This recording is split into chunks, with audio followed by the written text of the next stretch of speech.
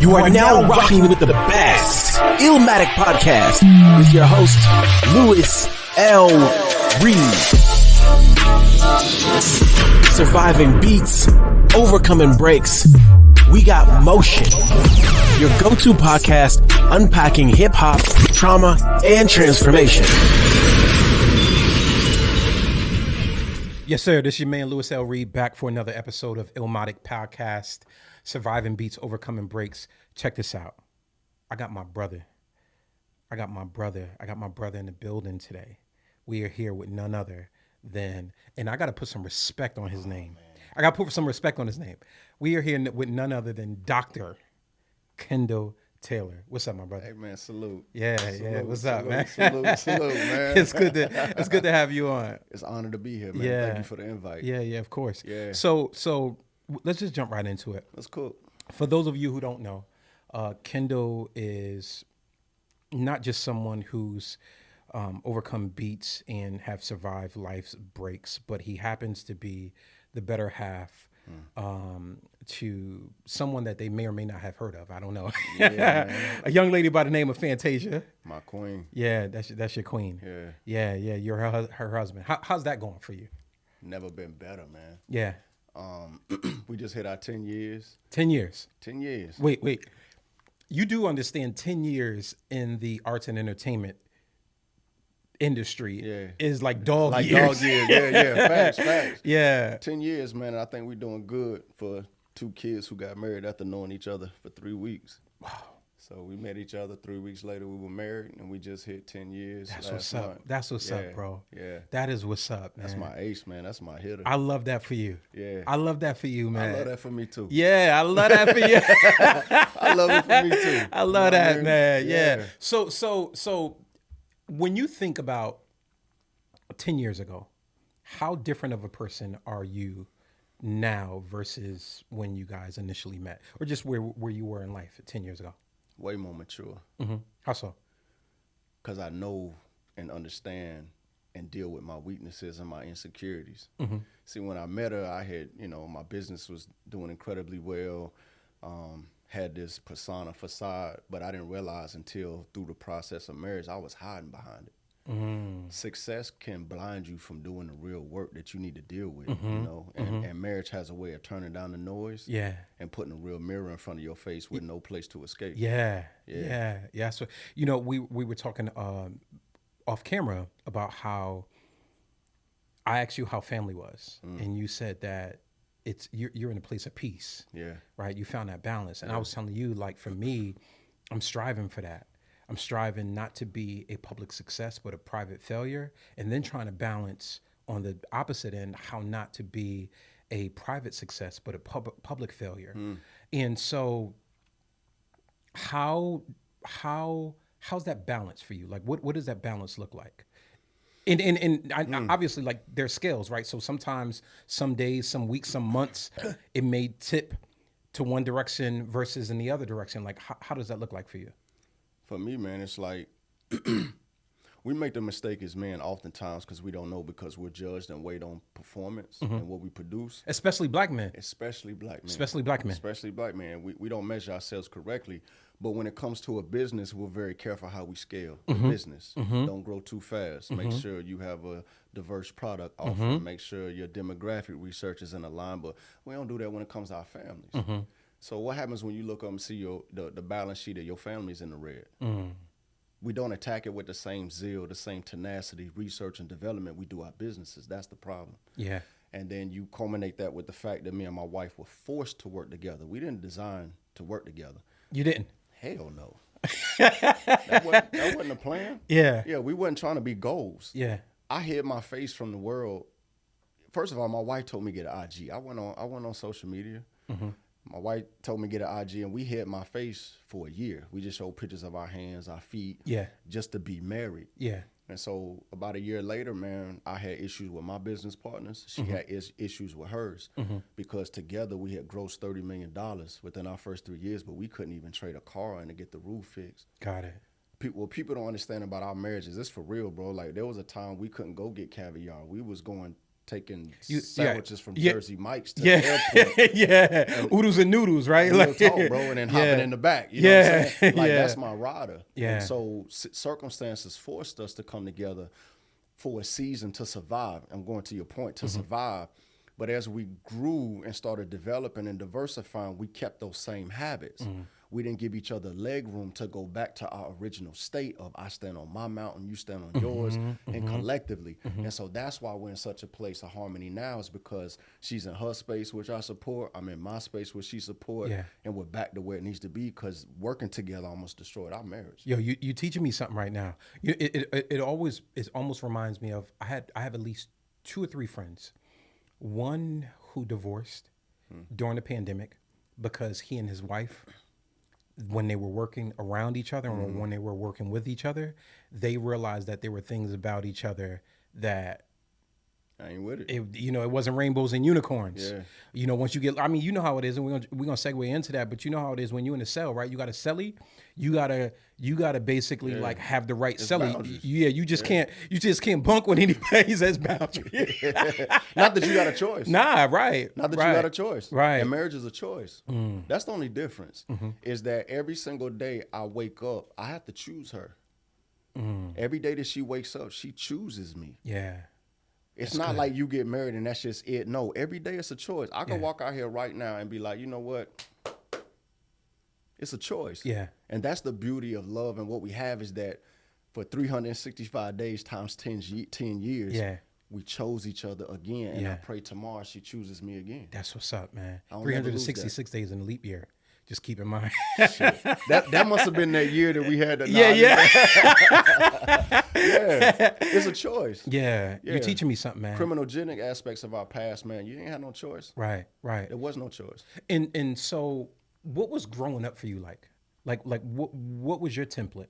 Like, how did you see marriage modeled, if you saw it at all? Oh man, horribly. Like, my mother looking for love, good woman, strong woman, intelligent woman.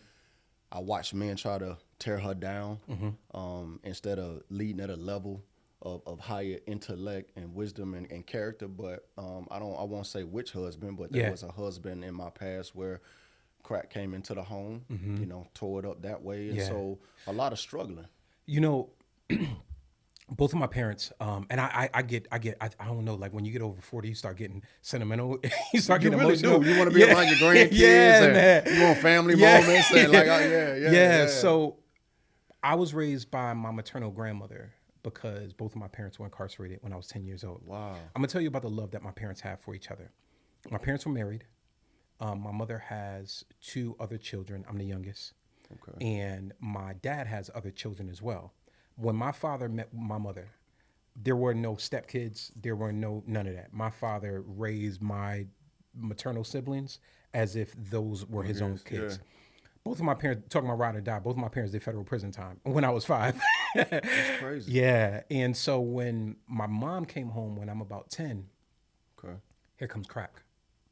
So not only did I lose my mom to the criminal justice system, I lost her again, right? Like, thank God that, she's in full recovery now. Salute. But she, her life was diminished due to crack. So I know what that's like to be in a house and to have someone who you think is supposed to be there to provide, to nurture, to protect, to be present, and that get high. A zombie. That's a threat. Exactly. Yeah, instability. Exactly. So it's not that feeling of security. You feel what I'm saying? Moving up, packing up, going from one condition to another condition. Yeah. Watching my mama struggle, and we at the flea market on the weekends trying to sell anything that can be sold. Very grateful. She never let us really feel it. Yeah. But now when I look back, I don't know how she did what she did on that wage. I can't do the math. Yeah. I don't know how she did it. I know for a fact there were days she did not eat. Wow. And so on Saturday mornings, there was this routine. Like, she would do whatever she could with us through the week, get us to the boys club, pick us up. The boys club was a safe haven. But on Saturday morning, that door was locked. and she was in there just reading these novels and just reading books, just trying to escape. Wow, man. You know what I mean? And we knew not to bother. We Yeah, leave that out, was we her come time. back in. Yeah. I didn't realize till I got older that that was the only way she could decompress. Now this is a woman. Yeah. There's no covering. Yeah. There's no strong shoulder to lean on. There's nobody saying I'm gonna take that weight off of you. Yeah. There's no place to land. Yeah. She didn't have a place to land. Wow, man. Wow. She had a place to land.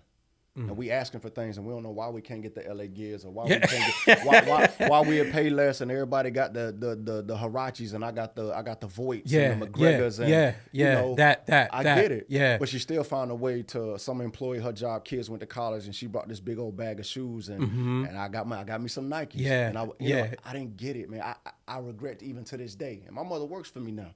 I was able to bring on board with me, That's what's increase up. her pay, rock out, but I still feel bad for some of the things I asked her in my ignorance. You know, it's interesting. My son, I have a lot of children. I had 3 kids when I was 17 years old. Where you at now? Huh? Where you at now? I gotta do the math. 15 minus Y'all got a 3 calculator? divided by 4. Carry the 2. Carry the 2. Well, I remember when I went in, my son, you know, I had that brown paper bag under the mattress, drug money, right? And you can't compete with that when you're a single mother, and when that degree of resource is taken out of the picture, you just can't compete with it. Yeah. So I remember when I was incarcerated, my firstborn son, his mother brought him to Payless to get some back to school like sneakers, and he was like, I'm not wearing those. He was like, Daddy, if Daddy was here, I wouldn't have to wear those. And I remember the visit that she went to go see me on afterwards, and she described that, and she had tears in her eyes. It's the side effects of hustling. Yeah. Nobody talks about the collateral consequences of hustling, right? It's not just you getting locked up, and it's not just you know, the baby mama got to go visit you, or, you know, family, right? It's that stuff. It's that stuff. It's that, you know, and I think about that, how even me, like being raised by my grandmother, you got to consider, like, I came up during a time when like crack was in its golden era. 80s, baby. Yeah, right? Yeah. And so I used to get mad at my grandmother. I used to be ashamed that my grandmother would show up. My grandmother was a nurse, lifelong nurse, right? But there was a generational disconnect. I used to be ashamed when she showed up at school because she wasn't fly like how my mom was, you know, right? Like, you this old lady showing up at school, and we going to the Goodwill, and my grandmother always had this thing where she made sure that I looked fly, but it wasn't in vogue. Yeah. You know? And in that point in time, you realize that ain't your mama. Right. Right. You could be a foster kid. You could be homeless. It's that distorted reality. Yeah. At the end of the day, we're ashamed of her, but she never showed the shame towards you. Right. That part. You know what I mean? She's supposed to be retired, chilled up, playing Yahtzee somewhere. Right. You know, Bridge or something, or whatever the case. But instead, she chose to take care of me. She chose me. Just like how you're talking about with you and your wife, right? Like my grandmother chose me. Woke up every day and chose you. Yeah. I could have, me and my sibling, we could have been in foster care. We could have been in the system sooner. I could have been in the system sooner rather than later. But my grandmother woke up every day and she chose me. That's real. Yeah. Just like how your mom chose you. All day. And so when I think about your life, you were 15 years old when you had your first child, right? I was. That's when you pulled the strap out. Yeah. Start busting. Yeah. Wasn't no planks. I had Trey when I was 15. I ain't have another child till 25 years later. What is it like for you to have a child at 15 years old? Like, what's the psychology around that? I got nephews and nieces that are 15, and I'm like, I forgot more than what you know. Yeah, facts. Right? You think that you mastered the game. I forgot more than what you know. Yeah. And I'm thinking about you as a dad at 15 and me as a dad at 17, 3 times. I'm a dad 3 times at 17. What was that like for you? Same as it was for you, trying to be something you haven't seen and have not received. I have no father. I've never seen a father modeled in the home. And here it is, I have this child. So I'm in such a dope place with Trey right now, so I can give you it in retrospect. First thing is embarrassment. You don't want to be that kid at school who got a kid. Yeah. You don't want to walk through the halls knowing you got a baby on the way. Yeah. You don't want to lose your equity with the other girls and all that. It was embarrassment, and then the reality set in about responsibility. And so at 15 and a half, I first went and got a job. Then You got a job? Hell yeah. Yo, wow. Got a job, started selling weed on the side. Yeah. And, you know. To supplement your income. I had to. I had to make sure, because my son stayed with his mother, make sure that her mother was taken care of. Make sure those ear infection medicines was there. Make sure I could drop that Infamil off on the porch at times when we weren't speaking. Or that Similac, yeah. I wasn't going to be like my father. Now, on the flip side, I'm still growing. I'm still exploring in the streets. Yeah. So I'm showing him everything wrong. I'm showing him things that later on in life I had to help him unpack because I'm exploring, I'm experimenting, and he's right there. Right. And so there's times, man, when I couldn't even go see my son. I was getting shot at so much and trying to switch cars to go get my son that for a while I had to back up out of it. Not really. I'm still out there wilding, man, trying to look for my daddy. Right. But I got a son looking for his daddy. Yeah. So I got it all wrong, man. Horribly wrong. Wow. Horribly wrong. Yeah. Matter of fact, there were several times that my son was around when I got arrested to the point that if an ambulance went by, he would break down crying in the car. He just knew it. There was times I got pulled over and my mama had to come get him. There was times I was at my baby mama house, police came and took me. And so it got to a point if an ambulance or something went by, he would bust down crying in the back. And I had to pull over and talk to him because in his mind, that trauma, that trigger was they get ready to take my daddy again. So for so many different reasons, man, it became unsafe to even have him with me. Yeah, wow. Not just from the violence, but man, just from the trauma. Yeah, just that's that vicarious trauma. Had to get my mama go get him. Yeah. That's ridiculous, man. But I didn't know no better. Yeah. And it's interesting how when we talk about like just the vicarious and the collateral impact of trauma, right? Like how that trickles down to our children. Like how that, bro, I had a conversation with my son the other day, and my son was going through some relationship issues with his squeeze. And I was telling him, I said, my son's name is Tariq. And I was like, Tariq, I said, do you realize that you were 28 years old and your girl is 27 years old? She has approximately maybe, I don't know, let's say 20 to 22 years worth of relationship experience on you. And he was like, what do you mean? I said, let's think about this. I said, little girls grow up I'm with you. and they're socialized to the notion of being in a relationship, right? I'm with your girl happens, come from a Hispanic home. So everything with them is, you got to clean if you want to keep a man. You gotta cook if you want to keep a man. They're conditioned to that notion. They play with Barbie dolls. They do things that from a social perspective conditions them and grooms them into being in relationships. Here it is now, we come along 15, 16, 17, 18 years old, right? And we're not looking for a relationship. We want booty calls. Kill, conquer, destroy. Right. Yeah. Right. And by the time we get 21 and she talking about we need to settle down, we like talking about, what you talking about settle down? Yeah. We only been together 3 years. Yeah. It's because it's about 18 years at that time of that social conditioning. I agree. Right? I tell my wife, I don't tell her anymore, but I used to tell her, I said, the happiness I bring to you was built on the back of many women that I have destroyed. Say that one more time for the people in the back. The happiness that my wife now enjoys is built on the destruction of many other women. And so we teach a salute. That there's 4 different seasons of process, and I ain't gonna go into No, but I want you to talk about salute as well. We'll get into it. Yeah. But there's different seasons of potential, and anytime I'm talking to my daughter or niece, or I speak to groups of women, I say, be careful of what season of potential. I want to make sure I don't mess this up. What season of potential you catch that man in? I always had potential. You always had potential. Yeah. But if you catch a man in his transition season of potential, you become a part of his development, but you never get the reward. And guess what? That in turns makes women mad, because when he develops and gets with the next person, the last person is like, wait, I didn't groom this dude for you to leave me to go over with her?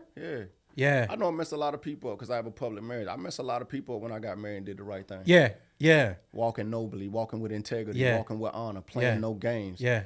Because who I was with 6 months before, year before, 2 years before, knew I had that potential. Two weeks before, right? It could have been. I wasn't rocking like that. Like I was in a more quiet place, man. But on one side, I'm saying, hey, it is what it is. My focus is on her, but I have a daughter now.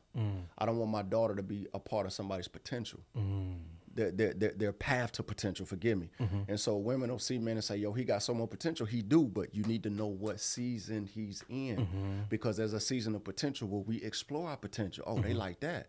Oh, they smelling that. Oh, okay. Oh, I get them with that. That's not the season you want to be there. You want to be in that place with that man in his season of potential where he knows who he is. He respects who he is. He invests in who he is. Yeah. And he protects who he is. Yeah. Because if he won't protect himself, what makes you think he gonna protect you? Nobody's thinking about that. If I'm out there in the streets and I'm taking penitentiary chances, I'm guns blazing and I'm wild and I don't care about no Fed charge, why would I care about your feelings, your emotions, and your destiny, baby girl? I clearly, based on the thing that you got to be careful because you attracted to it. Yeah. You want that thug that's going to act corporate when he come home. If you looking at my lifestyle, I'm showing you I will not take care of you because I haven't first learned how to take care of myself. I feel like I'm in therapy right now. Oh, my apologies. No, keep it. Please, I don't have to bill you. We looking, but we're not watching. We're so caught up in passions and pleasure. We're not watching.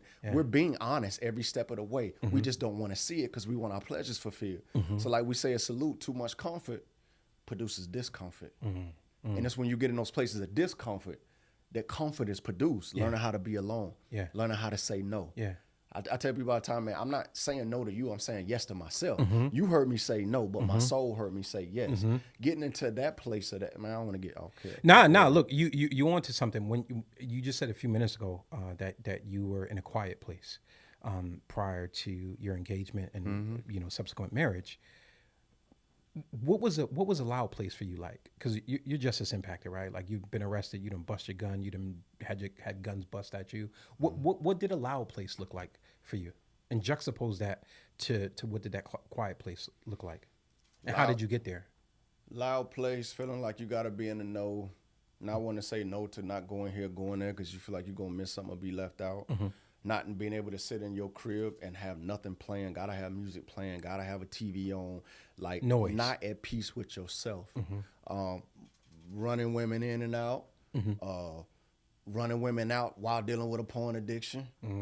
Enough is never enough. A quiet place looks like I love me enough to know my value. See, women are raised that don't give yourself away. Maintain your chastity and your virtue.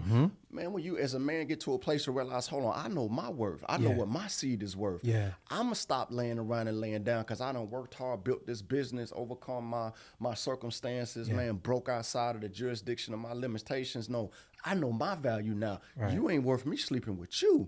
That's a powerful place to be in. That's very powerful. That's the place I was in when I met my wife. Right. I try to give my wife every single reason why I'm not the dude you need to be with. So our first date didn't look like first impressions, and this is why we fell in love. Our first date was trading war stories and trauma stories. And well, this what happened to me. Well, they took this from me, and this is what I went through. This is what I put myself in a predicament. In. That's what our first date looked like. You know, I can almost see you, like both of you guys, just in my creative imagination. I see you with a do-rag on, and I see her in a bonnet. Y'all straight war stories. I'm suited and booted by then. Like I'm worth something now. I'm doing my thing, man. But I had gotten so deep into a place of protecting myself that I wasn't. And I know it sounds weird because they'd be like, "Then you got married 3 weeks later." I'm like, but I married the way she looks at me, man. It wasn't about all this other stuff because that made me super nervous, man. That made me super nervous. But the way she looked at me, I just did not want her to look at another man like that ever again. What does a look from your woman? What does that do for you as a black man? When you have your woman, when you have a black woman like your mom and like the other women, even the other women by whom you didn't show up as the best version of yourself with, right? Like when they looked at you in a way that kept you buoyant, even when you were drowning in something. I got a better example, man. When I lost my company because of 2% interest, I lost my company that I built, and I went through a depression. Because as felons, man, I'm a 3-time felon. You don't get with so many opportunities, right? And I built this one from the ground up. I'm talking about from sweeping floors to closing $1 million deals. And when I lost my company, I went through a depression, man. But every day she looked at me like I was still attractive. She looked at me like I was still her king. She still came to me for advice. She didn't make me feel insecure by her success. Like that moment to me, it brought me back to life. Cause all I'm thinking in my head as a felon is I can't go knocking on doors. That's right. I'm not doing this shit no more. Forgive my friend. No. I can't. Yeah. I might have to. Yeah, but it's in in the my moment. mind, I can't. Yeah. But her Yeah. love called me up to see other potential I had in myself, man. And I will always be loyal, defend, and lay my life down for that black woman, man. Yeah. Because of the way she looks at me. Yeah. That's what's up. The way I tell all the time, she give me. I say, if I ever catch you looking at another dude like that, Yeah. you can look at him, smile at him, Yeah. but it's a certain look where I know her little girl has come out. Right. That's mine. Right. That's mine. Right. I don't care about you flirting, sticking your tongue out on Yeah. stage, taking Yeah. pictures at the meet Yeah. and greet. But that little girl in you, Yeah. that's me. That's mine. That's mine. That's me. Because I got to share a lot. Yeah. But that little girl in you, that's me. So I'm. When you say that you have to share a lot,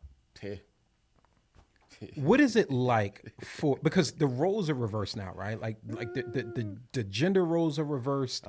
The from a different perspective, like sometimes the financial roles can be reversed, right? Like depends on who's up or who's down. What is that like for you? It depends if you're asking me now or Yeah. if you're asking me 3 years ago. I want the 3 years ago. Let's talk about like overcoming beats and surviving those I'm gonna breaks. keep it all the way funky with folks because I ain't comfortable in lying. I went from getting married to my wife, making the exact same amount of money. We had to pull it out because we got married so quick. Everybody was like, and I said, no, I gotta protect me too. Yeah. So a lot Yeah. of people don't know this. I asked for the prenup. I asked for it because I wanted to protect my partner shares and things I had. I went from that to having nothing. But at the same time, she went to having nothing. So then we built Rock Soul together and built it. But in my mind, as a man, the way I am, I'm like, it's our company. Yeah. But it's Yeah. you know what I'm saying? And It's something to, and so yeah. keep it G. I made it difficult for her at times. Yeah. She's always like, this is ours. I couldn't have did this without you. You couldn't have did this without me. But in my mind, I'm like, I'm always going back to where we met when I was standing on my own. Let me tell you something, bro. Let me interject this thought. I want you to hold that. No, I ain't got it. When I came home from prison after 14 years in federal prison, right? Before I went in, I was up, right? When I come home, I got nothing but the yay and amen premises of God. Nothing. That's it. I get with someone who I knew since I was 10 years old, and we ended up getting married. She bought a house. Probably over the course of, I can't tell you how many years, I basically lived out of a suitcase. And then one day she's like, how come you ain't never unpacking all your stuff? And we had a conversation, we had to unpack that. And I was telling her, I was like, I don't feel like this is mine. Yeah. She's like, but this is yours. But I'm like, I don't. Women think different, man. Yeah, I'm like, I don't feel like this is mine. Yeah. And at any given point in time, right, not only was am I decompressing from being incarcerated, but I'm like, at any given point in time, you can put me out because this ain't really mine. So I gotta pack light right here. Like I'm taking my stuff. I got them in bins. I want to poke that. Yeah, go ahead. But what you may not have realized, and I can only talk about through my own experience, the suitcase was a metaphor because I'm pretty sure in other emotional areas, psychological areas, romantic area, intimate areas, you still had your suitcase packed. I did. Because I tell people all the time, if I get in your car and your car dirty, your house going to be dirty. Yep, that's your right. business going to be dirty. Your That's right. cash flow analysis is going to be dirty. Yeah. It translates, same as weakness or lack of discipline. So that suitcase where you were reluctant, resistant, and withdrawn had to express itself in other areas. That's right. She pointed out the tangible because she was crying out for the intangibles. Hey, let me just publicly fire my therapist right now. Are you licensed to practice in the state of North Carolina or Connecticut? I'm gonna take you with me everywhere I go. That's why I tell people all the time, man, where I think I do great at and have the most impact is I don't hide behind my weaknesses. I lead from my own trauma. I did a podcast yesterday. Podcast was overdone. We spent more time talking about marriage and me telling them, don't do this. I did that. Don't do this. Because we ain't got no roadmap for this. Right. Where's the book of how to be a great husband in today's paradigm with the feminist movement and all this other stuff going on? How do you be a husband? And add to that. How do you be a husband after 14 years in federal prison when you literally are going from one institution into another institution within 6-7 months of being It's released hard to from trust incarceration. yourself. Exactly. It's hard to trust yourself. Exactly. Yeah. But we have to get into that place, man. Yeah. Because people are dependent on us. And so when it comes to how much I share with my wife, I share my wife with the world. Like, y'all not going to go to my page and see what I'm eating today. You're not going to see what car I drive. Yeah. I bought a new watch. I took a trip. That's none of your business. My wife share those things because now celebrities have to. It's not like back in the day where you got an album, you got the booklet, and that's all you got inside of it. And you see the honorable mentions, right? Like, That's oh, it. she knows. And the thank yous in the back. That's all it. you used to get. Yeah. Now they want more and more and more. Yep. And so I share my wife to a great degree, but what I find comfort in is that she cuts it off. That's where my peace comes from. I don't have to deal with it. The moment the lights go off, 30, 40, 50, $80,000 people, she comes off stage and asks me, what do I need? How am I doing? That's good. That wife kick right back in. She goes on stage, that alter ego kicks in. And so I applaud her for making my job easy. I don't have to worry about the insecurities of what's in the DM or who's going to be in her face or whose studio she's working in. Because when I know she surrendered to God, I'm covered under that umbrella. Amen. And she don't bring that nonsense home. Amen. She don't bring it home. That's what we meant by the book title, No Crowns in the Castle. Yeah. Yes, I do this when I go out and I trailblaze it, but when I come home, she ain't trying to hear none of that. You better talk to me with some respect. You better help me with these kids. You better, you know, things that I do naturally, but we turn that off. And that's why our home is the Mecca. Our home is the temple. It is the place of serenity because we don't have to be none of that. Her hair ain't got to be done. She ain't got to have no lashes. I ain't got to make sure I got a clean beard that I did for y'all for this podcast. I ain't shaved my head in 3 days, and she still want to make love to me. That's right. That's right. We're not going to lose that. Yeah. And that's why I don't think everybody noticed. We hit 10 years. That's a big deal. That's a big deal. Did we post it? Not at all. I didn't see it. Did we post anything? We said, look, let's keep this in for ourselves. Let's have some real conversation. Let's unpack some things. Let's get some assumptions and misunderstandings out the way. So we're going on a date tonight. We're going on our first date tonight. Oh, that's what's up, man. We're going on our first date tonight. Yeah. Because what my wife needed in 2014 is not who America's most influential black woman, NAACP award, Hollywood Walk of Fame. She don't need from me today, and I don't need the same. Right. So tonight, I'm going to take her out on a date and see who she is and what she needs for these next 10 years and be able to tell her what I need to say. That's what's up, man. That's what's up. Yeah. Yeah. How are you as a dad now? Boy, I'm about to cuss. Yeah. I'm phenomenal now. Yeah. But I salute my oldest son, Trey. My oldest son, Trey, made me the great father that I am because he gave me the gift of forgiveness. How so? How was that? Ah, man. He became a man himself with the married to the woman of his 2 children. Phenomenal dad. And he gave me the grace of forgiveness, understanding that I was 15, 16, 17, 18. I didn't know because me carrying that guilt and shame was still hindering me from being as explosive as a father to all of our kids that I could have been. But him giving me that gift of forgiveness gave me that healing that I needed to know that I can be a great dad, that that's what I was, that's the way I did do it. So now, man, like we tap in all the time. He wants to share all his successes, get advice. Dallas feels like nothing in the world is better than me. Zion feels like I'm a safe place. And when it comes to Keziah, the one me and my wife birthed during COVID, I'm doing everything right that time. That's right. If I'm home, there's not a single night I don't put her to bed. There's not a single night I don't pray over her.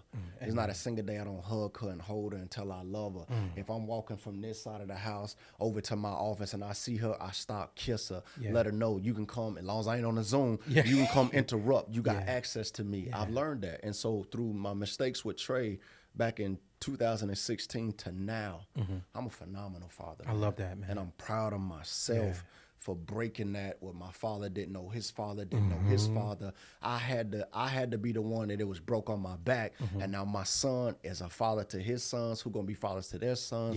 So with me, it stops and it begins. I told my son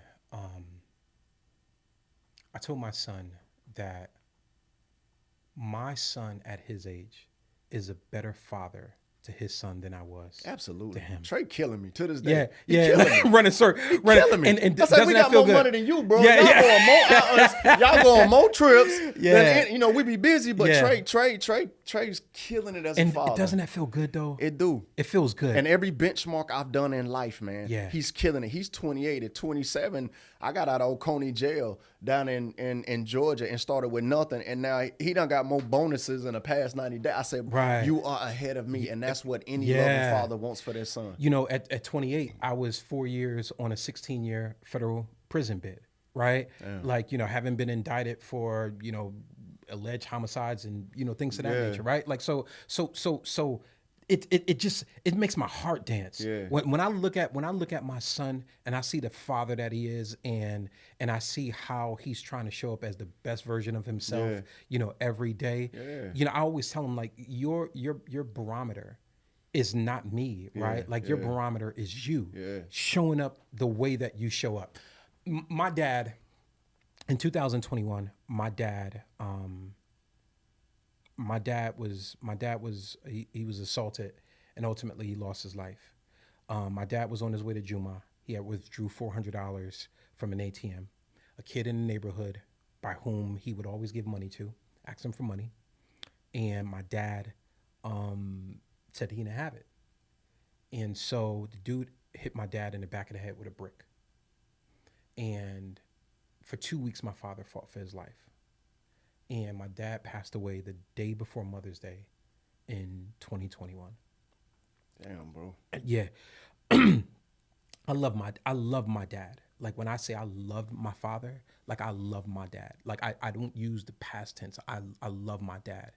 And even though my dad was one of them type of dads where it's like, if I was going to get busy on somebody, right? Like, my dad was like, don't believe in codependence, right? Because my dad came from that life, you know, and I love my dad. But, you know, going back to an earlier point that I was going to make about my parents, my mom remarried. I love my stepdad, who incidentally is doing a federal prison bid right now himself, 5 years. The night my father passed away, my siblings were there. I was at the hotel, get a call for me to go back because my dad was, you know, fading out. And literally, everybody walked out of the room except my mother and except his brother. The moment that my older sister walked out of the room, my dad took his last breath, and my mother was there with him, beside him. So the love that they had for each other, even though life circumstances drifted them apart, right? They still were cemented with one another. And I hold on to that. And I was telling my son recently, like, no matter what the situation or circumstance is with your son's mother, right? It doesn't necessarily mean that you can't co-parent. It doesn't mean that you can't, you guys can't, you know, love each other, right? It may be that you can't love each other enough to be with one another, but love can still prevail. And so, you know, by you just seeing your heart light up, in talking about your daughter and talking about, you know, your children, that makes my heart dance. And it gives me strength, and it gives me encouragement to not just pass that transferable truth on to my son, but to also continue to show up to be a better father as well. Man, I'm proud of you, bro. Yeah, thank you. That you haven't allowed, you know, brothers like us, man, on paper, our behavior would be justified if we chose to do X, Y, Z, right? It's justifiable, but instead of it letting it become a part of the fabric of our character, man, we use it as a catalyst to do something with that pain, do something with that trauma, because you got to do something with it. We got to do something with it. You got to do something with it. Because, or it's going to do something with us. It's going to do something to you. Yeah. It's going to do something to you. And so, you know, I appreciate that salute, man. And like I said, I couldn't do it without my wife. And I think one of the biggest benefactors that I have in my life is the mission, because when you go from prison to disadvantaged community to home, that can throw your paradigm off. So I'm constantly reminded that the things that I have, the things I share with my wife, it's not as common as it should be. The things that I'm able to experience with my children and the times that I have with them, it's not as common as it should be. And I'm glad that I have an opportunity to code switch from light to dark, so that, number one, I never take advantage of what I have, but I also don't get so comfortable in what I have that I don't forget that somebody right down at the stop sign or at the stoplight is suffering. And so I get both perspectives every single day of my life. I could have a call where one of our boys just got killed, and then my wife is celebrating a great opportunity. Yeah. I can have a day where I'm celebrating a great opportunity, and then I hear about something going on in one of the prisons, right? And so I stay in that balance, man, of my reality and somebody else's reality. And I hope it's making me a better leader and a better representation of this mission so that I don't get caught up. Because one of the key things people ask me, and I get it, when I go into these areas, they be like, you don't have to do this. What makes you, I hate this. What makes you come down here? And what makes you come back? I said, what leads you to believe I ever went up? You're looking at things. Don't miss me. I made a promise to the Most High, and I'm going to honor that promise no matter where it takes me. And there's many days my wife is worried. If I leave to go service my mission, a lot of times I'm gone 3-4 days or a week out the month. That's 3 months out the year. I'm not present at my house. I believe in this mission. I would never be satisfied being kicked up. Man, she's a celebrity, not me. I'm married to her, so you get that guilty by association. But I'm not her, so I don't have to give you what she has to give you. I don't have to let you into what she's let you into. I've had IG since 2014. I've never gone live. For what? For what? If I go live, I'm gonna show you my boys. I'm gonna show you what's. And if you come to my page, you're gonna see I love my family. You're gonna see I'm about my mission. Anything else is none of your business. I'm never going to lose sight of that. And I think that keeps a balance in my whole life to where I can see her do a show and it's phenomenal. But how can we get into another prison? How can we get into another school? So let's talk about, going from prison to a PhD, right, so to speak. I want to clear something up, man. First of all, I've never been to prison. Right? I've been in and out of jail multiple times. I think the longest I had to sit was 6 months. I've done 17 years probation from supervised to unsupervised to where brothers tell me all the time, they be like, why don't you just go activate your time? Wait, hold up, time out. So the work that I've done previously, specifically around policy reform and an organization called Reform Alliance. That's what I mentioned. Co-founded by Jay and Meek. And their mission is to, highlight the inequalities and, quite frankly, the disparities around people who are under supervision. You are married to one of the culture's brightest lights from an artist perspective, from a personality perspective. Everybody sees a reflection of themselves in Fantasia, right? And here it is. You've been on supervision 17 years. I got off papers like about the first time I ever voted in my life. I went with my wife. First time I was able to cast a vote, my wife went with me. It was a big moment. I ain't have my rights, so I never voted. So she went with me. I got off papers. Wow. I closed my first $1 million deal on probation. On probation. Still snuck away to the Bahamas. Still snuck away to Puerto Rico. Anywhere I ain't need a passport. But I also always live with that anxiety that if I make one. Talk about that anxiety. I call it, I often refer to it that it's a nightmare that makes Elm Street look like Sesame Street in comparison. That's why a lot of dudes be like, I don't want probation, go activate my time. I felt like I'd rather try to navigate through these parameters than to just tap out and not be there for my son, not try to see what I could create. Now, there was some days I was like, maybe I should activate it. Wow. But I'm glad I didn't, because I was able to still experience some things and be present. But do you know what 17 years? I'm still stuck on that. 17 years. 17 years, multiple different charges, but 17 years from the time I turned 16 to the time I turned 30, 32, 33, 34, somewhere around there, I only had 1 year where I was not on probation. Wow. Yeah. You talking about a boogeyman. Checking in every month, piss tests, popping up at your place, popping up at your job. You know what I mean? But that's behind me now. So to go from, so to speak, figuratively speaking, from prison to a PhD, right? Like, from having been justice impacted, the prison portion of it, to receiving an honorary doctorate degree. How validating was that? Is that? Let me answer this. I'm a nerd with tattoos. When you talk about validation, I hear who I was from my clique, who eventually set me up to get shot. I still got a bullet in my lung from that incident. Yeah. But wait, I want you to skip over that. I got shot when I was 14 by somebody who was 25. I got shot when I was 16 by somebody that was 24. I still have a bullet in between my heart and my spine. I got a bullet in my left lung.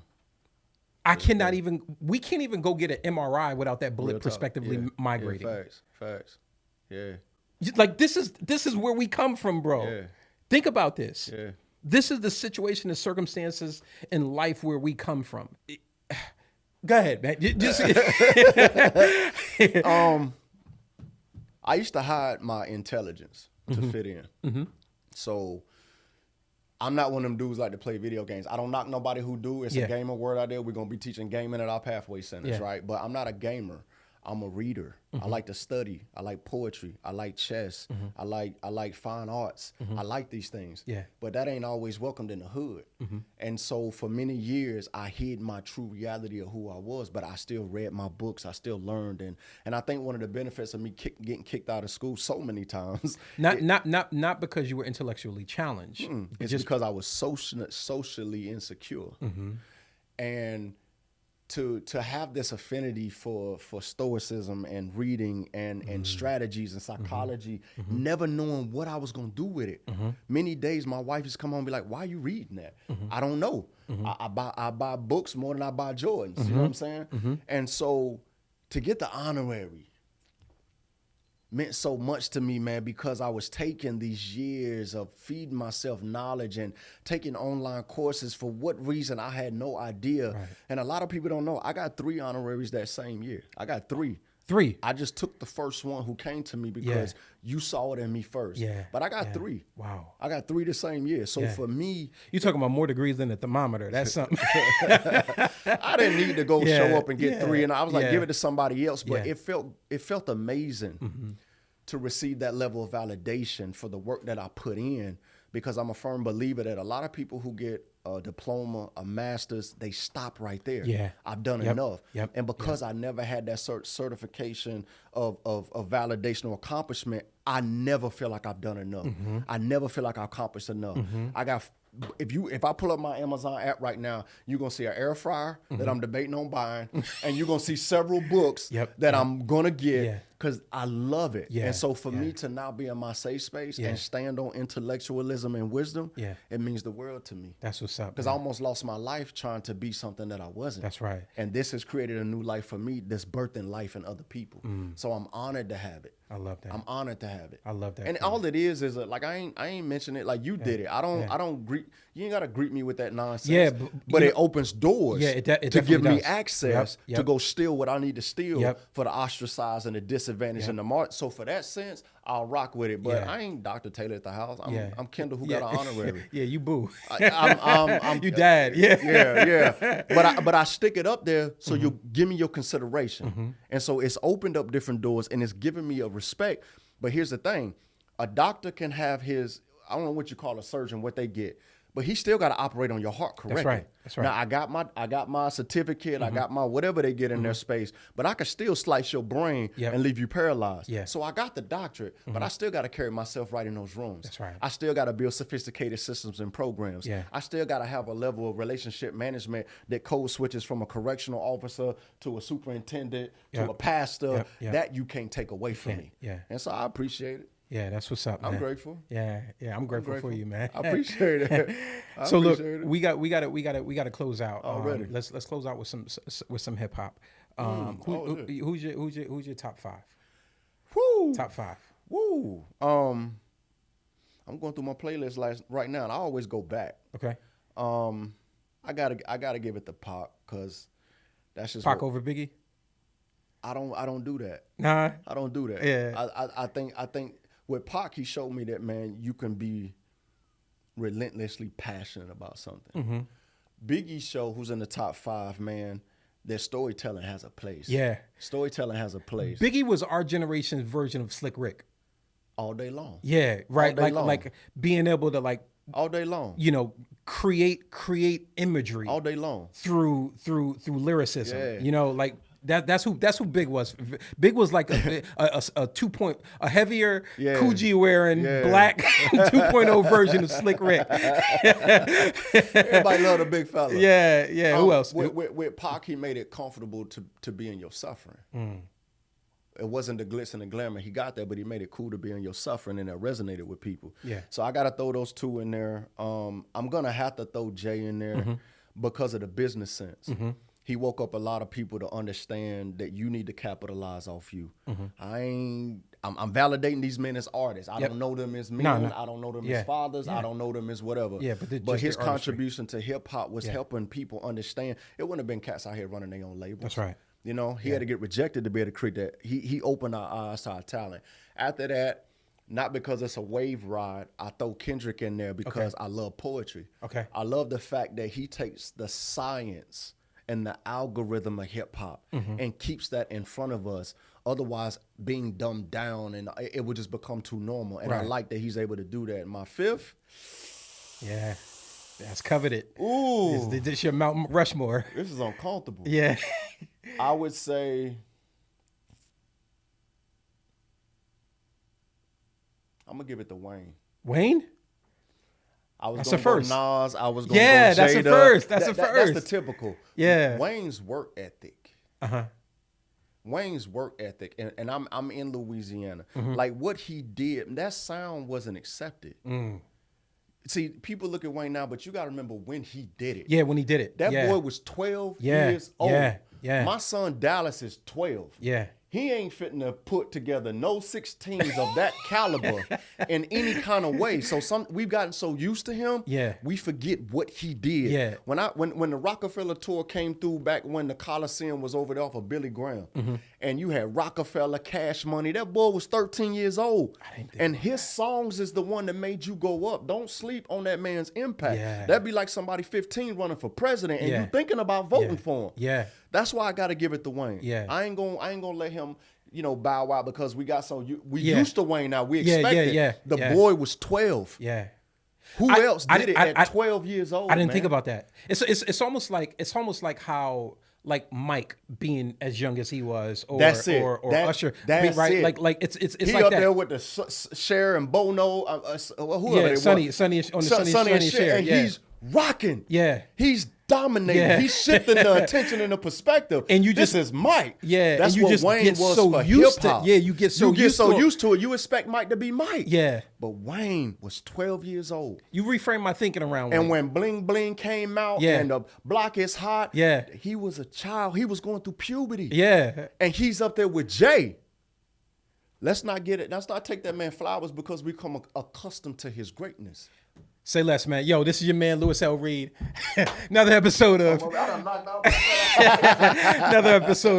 Illmatic Podcast, Surviving Beats, Overcoming Breaks. I'm here with Kendall Taylor. Until next time, be easy. Peace. Salute. Until next time, like, subscribe, share. Illmatic Podcast, Overcoming Beats, Surviving Breaks. See you next time.